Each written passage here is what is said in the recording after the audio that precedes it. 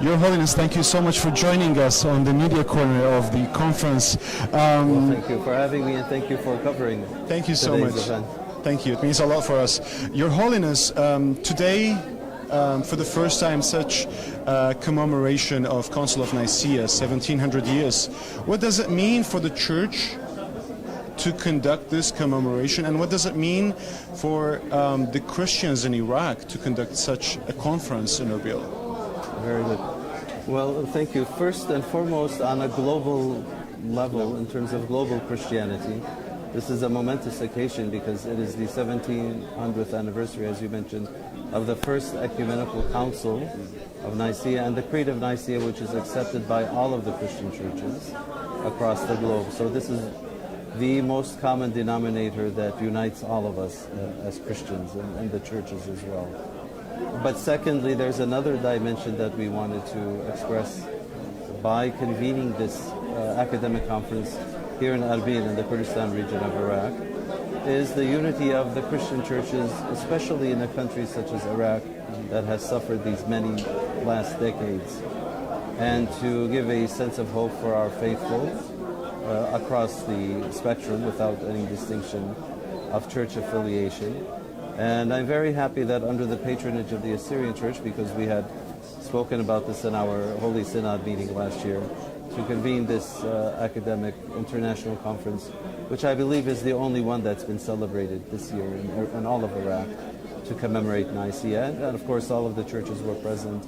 The Prime Minister of the Kurdistan region was present, so it was very, very ecumenical, and I'm very happy to have been How do you see a part of that. Your Holiness, how do you see the reflect of this commemoration on the future relations, or the future of relations with other churches, particularly the Catholic Church and also the other churches that are attending this important conference, if you may call it?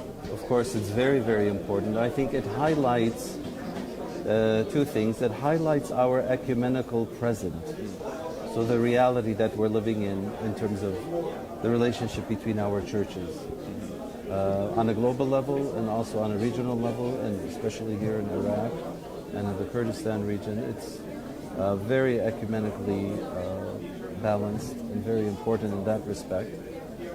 But also I think the faithful, when they see the churches and the patriarchs and the bishops and the priests and scholars coming in from different parts of the world to speak about our common tradition, it's a source of hope for the faithful that there is something still there, and that the outside world is still remembering us in a certain way. And so that helps to build that ecumenical spirit that already exists among us, but obviously it always needs to be fortified and strengthened. Your Holiness, I believe putting together such a conference is challenging in today's world. How was it for you, especially as the Assyrian Church of the East is sponsoring this conference? How challenging was it for you to organize the first ever commemoration of Council of Nicaea in Iraq? Well, I must say it was challenging in certain respects. It was exciting at the same moment. So obviously we had a preparatory committee that was working on all of the arrangements, and I'm sort of the patron, so I'm supposed to stand a bit further away from what's going on the ground. But nonetheless, it was, I think it's a blessing for me personally, for our church and for all of the churches here in Iraq. So I give thanks to God for that, and I thank each and every one who has played a part in making it successful. And also, Your Holiness, in terms of the participation, we saw that the program is so rich and enriched with participants from the States and the globe and from different churches. How important is that for such a conference, and also for the steps afterwards? Yes. It's very important. We could have made this a local church event, right, and just sort of kept it amongst ourselves. But it was important to bring the international academic community, theologians and scholars that have studied for many years the history of the Church of the East, the common tradition of the Church of the East that we share in.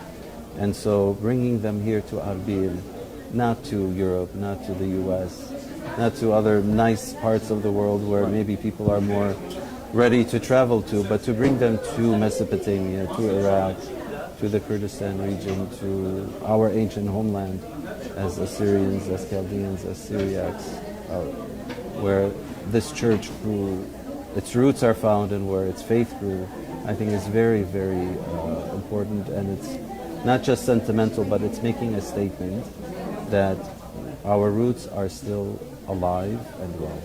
Amen. My last question for Your Holiness would be, of course, this is a first step to start with such a great conference and such a great opening as we witnessed this morning with the presence of the Prime Minister of Kurdistan Regional Government and also the Chaldean Patriarch, His Beatitude, Louis Sacco. What do you think the next steps for this conference would be? Well, we have the idea of convening other conferences that celebrate certain milestones in the life of the common life of the Church of the East.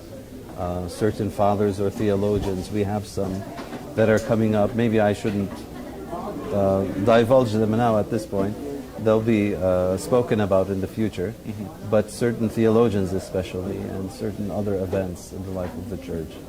Definitely. We're trying to remind our people and the international Christian community of these important events, not only for the Church of the East, but for global Christianity, because the Church of the East, which is the tradition shared by the Assyrian Church, by the Chaldean Church, by the Syro-Malabar Church, for example, in southern India, is a very rich theological expression of ancient Christianity.